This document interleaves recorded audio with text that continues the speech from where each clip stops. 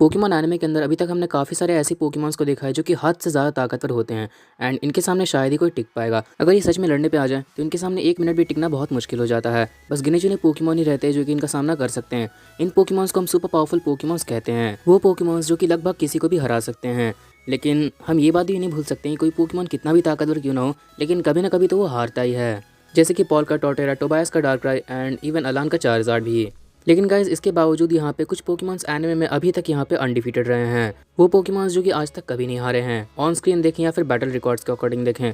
तो हाँ गाइज, आज की इस वीडियो में हम इसी बारे में बात करने वाले हैं कि वो कौन से 5 पोकेमॉन्स हैं जो कि एनिमे के अंदर आज तक नहीं हारे हैं और आज भी वो अनडिफीटेड हैं। लेकिन हाँ, मैंने इस लिस्ट में उन पोकेमॉन्स को नहीं लिया है जिन्होंने बस एक ही बैटल लड़ी है एंड वो जीत ली हो। मैंने यहाँ पे उन पोकेमॉन्स को लिया है जो कि यहाँ पे काफी सारे बैटल्स में कॉम्पीट कर चुके हैं लेकिन आज तक उन्हें कोई हरा नहीं पाया है। सो गाइस, अगर वीडियो अच्छा लगे तो प्लीज लाइक कर देना एंड चैनल पर नए तो प्लीज सब्सक्राइब कर लेना ऐसी पोकेमॉन के अमेजिंग वीडियोस देखने के लिए। तो चलिए फिर आज की वीडियो को स्टार्ट करते हैं। नंबर 5, एजे का सैंडशरू। अब ये पोकेमॉन उतना ज़्यादा ताकतवर नहीं है एंड आज की सुपर पावरफुल पोकेमॉन्स के मुकाबले तो ऑनेस्टली कुछ भी नहीं है। But you have to admit कि एजे का सैंडशरू आज तक यहाँ पे एनिमे के अंदर कभी नहीं हारा है। अब यहाँ पे पता नहीं कि एजे कहाँ गायब हो गया, एक मिस्टीरियस कैरेक्टर की तरह बन के ये आया था जो कि बस हमें एक ही एपिसोड में दिखा और उसके बाद कभी दिखा ही नहीं। एंड अगर बात करें इसके सैंडशरू की तो इसका सैंडशरू यहाँ पे ऑलमोस्ट 100 मैचेस में कॉम्पीट कर चुका है एंड 100 में से एक भी बैटल इसने नहीं हारी थी। इसने सारे के सारे 100 मैचेस लगातार जीत लिए थे। ये बात है कि अगर हम यहाँ पे सैंडशरू को आज की super powerful Pokémons like mega Charizard x इनसे कंपेयर करें तो डेफिनेटली ये बिल्कुल भी नहीं टिकेगा। बट स्टिल सैंडशरू एनिमे के उन गिने चुने पोकेमॉन्स में से एक है जो कि आज तक पूरे एनिमे के अंदर अनडिफीटेड रहे हैं। बैटल रिकॉर्ड्स के अकॉर्डिंग देखे तो सैंडशरू ने इतने सारे बैटल्स जीत लिए थे कि ये टॉप 3 में तो आ ही जाता, लेकिन पावर लेवल के कारण यहाँ पे मैं सैंडशरू को टॉप 3 में नहीं रख पाया एंड इसलिए यहाँ पे वो 5th पोजीशन पे है। अब अगर हम अगले नंबर की बात करें तो नंबर 4 पे आती है डायंथा की गार्डेवोर।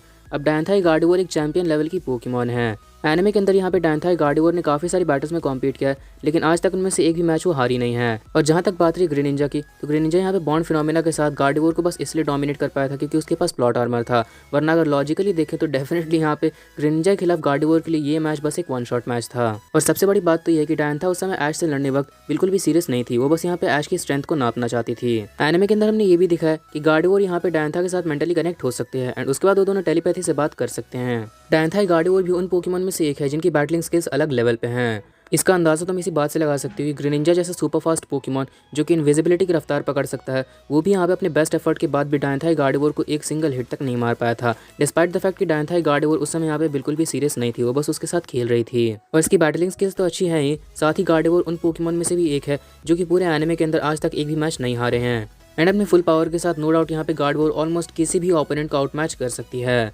अब टॉप 3 की स्टार्टिंग करता है स्टीवन का मेटाग्रॉस। स्टीवन का मेटाग्रॉस ना सिर्फ यहाँ पे पूरे पोकेमॉन एनिमे का सबसे ताकतवर मेगा इवॉल्व पोकेमॉन है, बल्कि ये पूरे पोकेमॉन एनिमे का सबसे ताकतवर सूडो लेजेंडरी पोकेमॉन भी है। स्टीवन का मेटाग्रॉस भी एक चैंपियन लेवल का पोकेमॉन है एंड एनिमे के अंदर काफी सारी फाइट्स लड़ चुका है और उनमें से एक भी फाइट आज तक वो नहीं हारा है। बावजूद इसके कि इसने यहाँ पे supreme mascots like primal Groudon and primal Kyogre तक का सामना किया है, लेकिन फिर भी यहाँ पे खुद को हारने नहीं दिया था। और तो और यहाँ पे स्टीवन का मेटाग्रॉस लाइसेंडर की पूरी टीम से अकेले भिड़ चुका है जहाँ पर वो पूरी तरह से आउटनंबर्ड था, लेकिन इसके बावजूद यहाँ पे स्टीवन का मेटाग्रॉस उस फाइट को भी नहीं हारा था।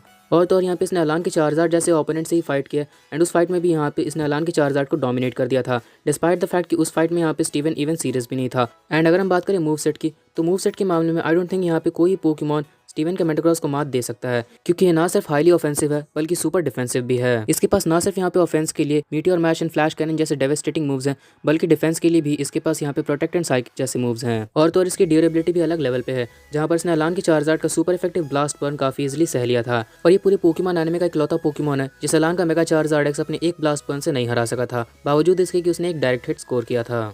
नंबर 2 पे आता है सिंथिया गार्चॉम्प।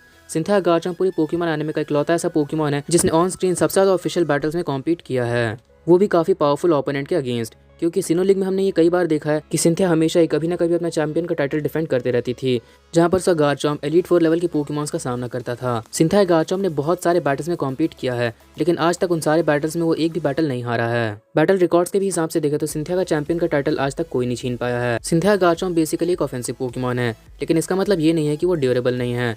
अगर हम इसकी ड्यूरेबिलिटी की बात करें तो वो भी अलग लेवल पे है, जहाँ पर टोटेरा का फ्रेंजी प्लांट काफी इजीली सह लिया था। सिंथिया गार्चॉम्प को हमने ब्लैक एंड व्हाइट की भी सीरीज में देखा था, जहाँ पर उसने एलीट 4 लेवल के गोथीटेल से फाइट की थी। अगर वो बैटल ज्यादा देर तक चलती तो डेफिनेटली यहाँ पे गार्चॉम्प उस बैटल को जीत जाता। फ्लिंट के इन्फर्निप ने भी यहाँ पे सिंथिया गार्चॉम्प से बैटल की थी, लेकिन फ्लिंट का इन्फर्निप तक उसके सामने नहीं टिका था। हाँ, इन्फर्निप ने यहाँ पे गार्चॉम्प को बहुत अच्छी टक्कर दी थी एंड उसे ऑलमोस्ट हरा ही दिया था, बट लास्ट में यहाँ पे जब ड्रैगन रशियन फ्लेयर ब्लेड्स की टक्कर हुई थी तो गार्चॉम्प ने तो यहाँ पर फ्लेयर ब्लेड सह लिया था, लेकिन इन्फर्निप ड्रैगन रश नहीं सह पाया था। एंड अगर हम बात करें नंबर 1 की, तो इसमें मुझे कोई डाउट नहीं है कि नंबर 1 पे यहाँ पे लियोन का चार्जार्ड आएगा, क्योंकि लियोन का चार्जार्ड एक तरह से यहाँ पे ऑन स्क्रीन आज तक एक भी फाइट नहीं हारा है। इसने यहाँ पे लेंस के गैराडोस एंड रिहान के डोरालोडॉन से फाइट की थी एंड उन दोनों ही फाइट्स में ये जीत गया था। और तो यहाँ पे इसने ऐश के जायगैंटामैक्स पीकाचू को भी हरा दिया था। लियोन का चार्जार्ड बेस फॉर्म में ही बहुत ज़्यादा ताकतवर है, जहाँ पर इसने एटर्नेटस जैसे पोकेमॉन को बेस फॉर्म में काफ़ी ज़्यादा डोमिनेट किया था।